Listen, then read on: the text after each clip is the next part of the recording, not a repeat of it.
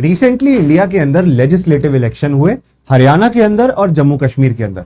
हरियाणा के अंदर बीजेपी ने सरकार बनाई और जम्मू कश्मीर के अंदर नेशनल कॉन्फ्रेंस के द्वारा उमर अब्दुल्ला के द्वारा सरकार बनाई गई। अब इस सरकार की कैबिनेट का, मिनिस्टर्स का अगर कोई पहला रेजोल्यूशन आया तो वो ये था कि जम्मू एंड कश्मीर जो फिलहाल एक यूनियन टेरिटरी है उसको कंप्लीट स्टेट, पूर्ण राज्य बनाया जाए और ऑटोनॉमी दी जाए। ये रेजोल्यूशन इन्होंने कैबिनेट ने पास किया था और अल्टीमेटली एलजी लेफ्टिनेंट गवर्नर के द्वारा यह रेजोल्यूशन एक्सेप्ट कर दिया, जिसमें मांग उठी है कि सेंटर गवर्नमेंट वापस स्टेटहुड लौटा दे जम्मू कश्मीर को, जिससे अल्टीमेटली जम्मू कश्मीर के अंदर सरकार अपने खुद के फैसले ले सके। अब यूनियन टेरिटरी क्या होता है, एक कंप्लीट स्टेट बनने का फायदा क्या है, ये न्यूज क्या है, इसका कॉन्टेक्स्ट क्या है, आर्टिकल 370 क्या था, जम्मू कश्मीर को बनाया ही क्यों गया यूटी, और गवर्नमेंट का रिस्पॉन्स क्या है इस पे, विद अ वे फॉरवर्ड और कंक्लूजन हम इस टॉपिक को पढ़ के समझ के खत्म करेंगे। वीडियो को लाइक कर दीजिएगा, यूपीएससी नीव यूट्यूब चैनल को आप जरूर से सब्सक्राइब भी करिएगा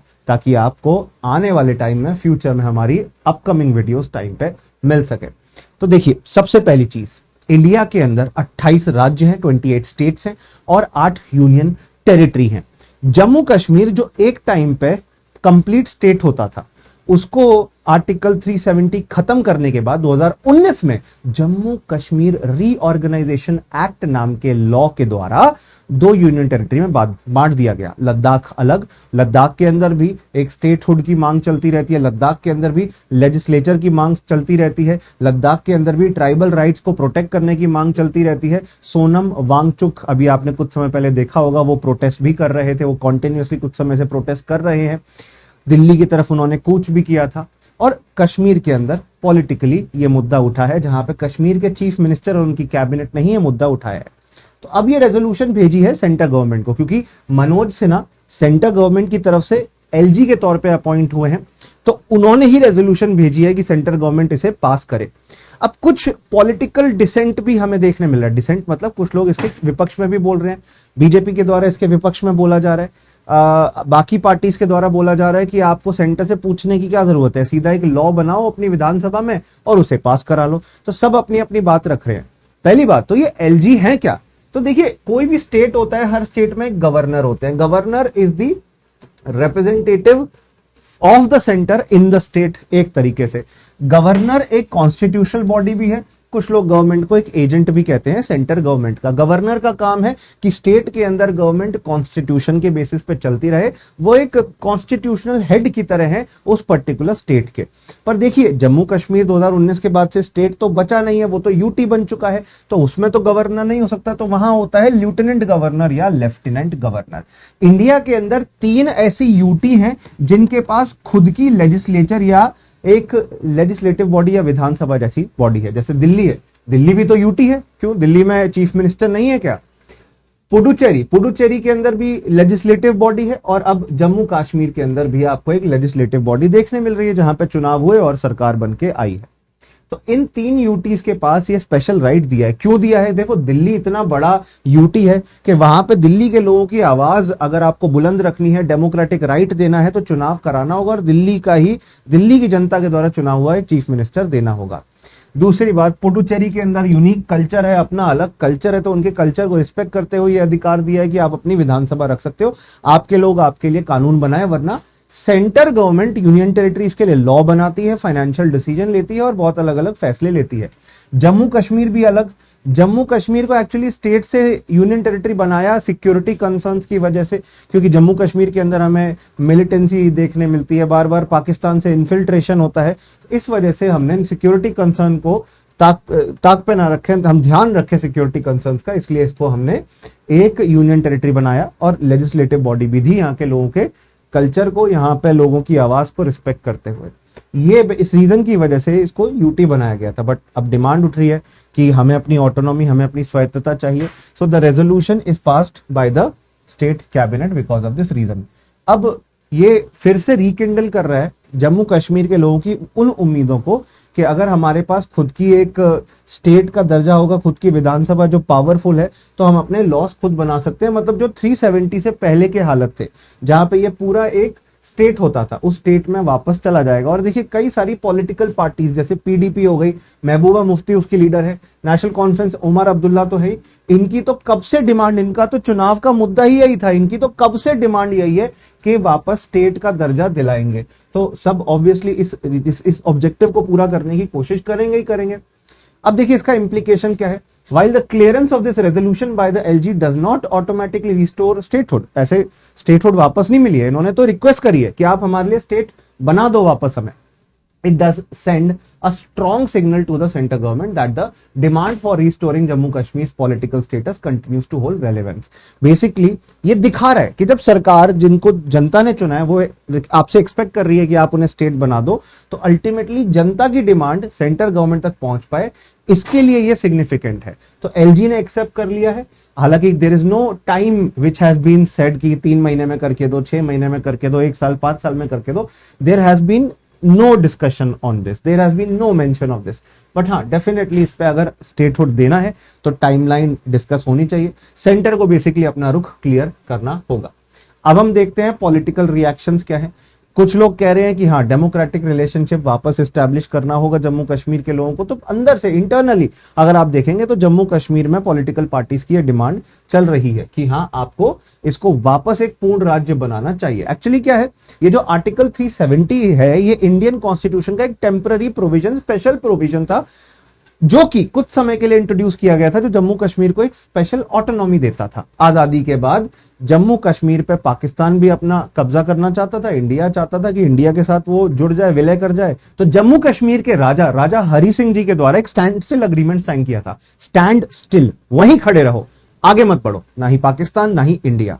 बट पाकिस्तान आगे बढ़ा। पाकिस्तान की तरफ से ट्राइबल्स, कबीलियों ने हमला किया, indiscriminate killing, looting, rapping, plundering करी और जम्मू कश्मीर के अंदर बहुत ज्यादा तबाही मचाई। इंडियन आर्मी ने उसके बाद जम्मू कश्मीर में एंटर किया और जम्मू कश्मीर में शांति स्टैब्लिश करने की कोशिश करी। तो इस पे यूनाइटेड नेशन ने सेसेशन ऑफ हॉस्टिलिटी कि दोनों पक्ष लड़ना बंद करें जब तक इसका एक शांतिपूर्वक समझौता नहीं निकलता, ये कंडक्ट कराया। तब से लेकर जो टेम्पररी सोल्यूशन आर्टिकल 370 का था, वो एक परमानेंट सोल्यूशन बनता जा रहा था। बट करंट गवर्नमेंट ने उसको खत्म करके करंट गवर्नमेंट ने उसको चेंज किया। क्या हुआ था, फीचर्स क्या है? पहली बात तो आर्टिकल 370 कहता था सेंट्रल गवर्नमेंट का इंटरफेरेंस लिमिटेड होगा। सेंट्रल गवर्नमेंट सिर्फ defence, foreign affairs, external relation और कम्युनिकेशन, ये चीजें संभालेंगी, बाकी सब स्टेट संभालेगा। और सेंट्रल गवर्नमेंट के लॉज बस इन्हीं मैटर पे हो सकते हैं, बाकी एरियाज में लॉ इंप्लीमेंट नहीं होंगे। स्पेशल रेसिडेंसी लॉ, सेकंड चीज, एक्चुअली क्या है, जम्मू कश्मीर के लोगों को ही वहां का रेसिडेंट, वहां की रिहाइश मानी जाती थी और कोई बाहर का व्यक्ति अगर वहां जाके सेटल डाउन होना चाहता है, उनके पास वो अधिकार नहीं था। एक और प्रॉब्लम होती थी जहां पे विमेन के साथ डिस्क्रिमिनेशन होता था कि अगर जम्मू कश्मीर की कोई महिला है वो किसी और स्टेट के एक पुरुष के साथ शादी कर लेती है तो उनको अपना स्पेशल रेसिडेंसी का, प्रॉपर्टी का अधिकार जो है वो खोना पड़ेगा। तो थोड़ा डिस्क्रिमिनेटरी प्रोविजन था और ये आर्टिकल 35 है, जम्मू कश्मीर का खुद का कॉन्स्टिट्यूशन था, उसके आर्टिकल के तहत दिया गया था, एक परमानेंट रेसिडेंसी स्टेटस दिया गया था। और खुद का कॉन्स्टिट्यूशन, एक स्टेट का अपना खुद का कॉन्स्टिट्यूशन था, इनके पास खुद का पीनल कोड था, रणबीर पीनल कोड, अपने अलग लॉ चला रहे थे, अपने अलग कॉन्स्टिट्यूशन को चला रहे थे। तो ये कुछ स्पेशल प्रोविजंस थे आर्टिकल 370 की वजह से जो आपको देखने मिलते थे। इसको हटाया गया और अल्टीमेटली जम्मू कश्मीर को यूनियन टेरिटरी बनाया, स्पेशल स्टेटस खत्म किया और ये जो सिटीजनशिप एंड प्रॉपर्टी राइट्स थे इनको भी समाप्त किया ताकि सबके लिए इक्वालिटी क्रिएट हो। इसका अल्टीमेटली इंपैक्ट ये था कि अब काफी हद तक पीस इस्टेब्लिश हो पाई है। बीच बीच में हमें कई सारे एनकाउंटर्स देखने मिलते हैं टेररिस्ट के, कई हमारे जवानों की भी शहादत होती है, इसमें शहीद होते हैं, जान जाती है, पर पहले के मुकाबले अब सिचुएशन इज क्वाइट पीसफुल। जो पहले एक फ्रेजाइल सिचुएशन होती थी वो थोड़ी पीसफुल हुई है। पॉलिटिकल सिचुएशन तो अभी भी काफी फ्रेजाइल है, जो धीरे धीरे ही चेंज होगी, इंप्रूव होगी। इन्वेस्टमेंट बढ़ा है जम्मू कश्मीर के अंदर। जम्मू कश्मीर के अंदर international meetings, summit, international organisation के इवेंट्स हो रहे हैं। यहाँ पे इंफ्रास्ट्रक्चर सुधरा है, चाहे बेटर रोड कनेक्टिविटी हो, चाहे हेलीपैड्स का क्रिएशन हो, चाहे ट्रेन कनेक्टिविटी हो, सब में सुधार आया है in the last few years. इसके अलावा आपको यह भी देखने मिलेगा कि आर्टिकल 370 के हटने के बाद इंडिया के साथ एक कंप्लीट इंटीग्रेशन हो पाया है इस यूनियन टेरिटरी का। बट यूनियन टेरिटरी की ये भी डिमांड है कि हमारा इंटीग्रेशन भले इंडिया के साथ हो, पर हमारी ऑटोनॉमी, हमारी स्वायत्तता, हमारी स्वतंत्रता का क्या। ठीक है, मानते हैं जम्मू कश्मीर इंडिया के साथ जुड़ गया, विलय हो गया है, इक्वल राइट्स मिले हैं सारे सिटीजन को, जैसे इंडिया के बाकी स्टेट के सिटीजन है वैसे ही जम्मू कश्मीर के सिटीजन भी हैं। बेहतर सरकार का स्ट्रक्चर, गवर्नेंस का स्ट्रक्चर, अकाउंटेबिलिटी का स्ट्रक्चर आया है। सेंट्रल गवर्नमेंट अब ज्यादा बेटर तरीके से डेवलप करने के लिए इन्वॉल्व है जम्मू कश्मीर जैसी यूटी के अंदर। सेपरेटिज्म और टेररिज्म काफी कम हुआ है। And finally national integration completely हो पाया है, इंडिया के साथ, मेन स्ट्रीम के साथ जुड़ पाया है। But the restoration of statehood for Jammu Kashmir remains a very complex issue. ये सिर्फ रेजोल्यूशंस पास कर देने से नहीं हो जाएगा, स्टेट को और सेंटर गवर्नमेंट को इस पर डिस्कशन रखना पड़ेगा, डिबेट करनी पड़ेगी, तभी जाके कोई रास्ता निकल सकता है। Otherwise there is no solution to this problem. Finally in conclusion मैं ही कहना चाहता हूं, this provision which has been cleared by the state cabinet, ये एक मेजर चेंज क्रिएट करना चाहता है in the relationship between centre and state. Cooperation के बिना ये पॉसिबल नहीं है, डिस्कशन के बिना, इन्वॉल्वमेंट के बिना ये पॉसिबल नहीं है। जम्मू एंड कश्मीर के लोगों की आवाज भी सुननी पड़ेगी, क्योंकि काफी समय बिना इंटरनेट के, बिना पॉलिटिकल ऑटोनॉमी के उन्होंने समय बिताया है।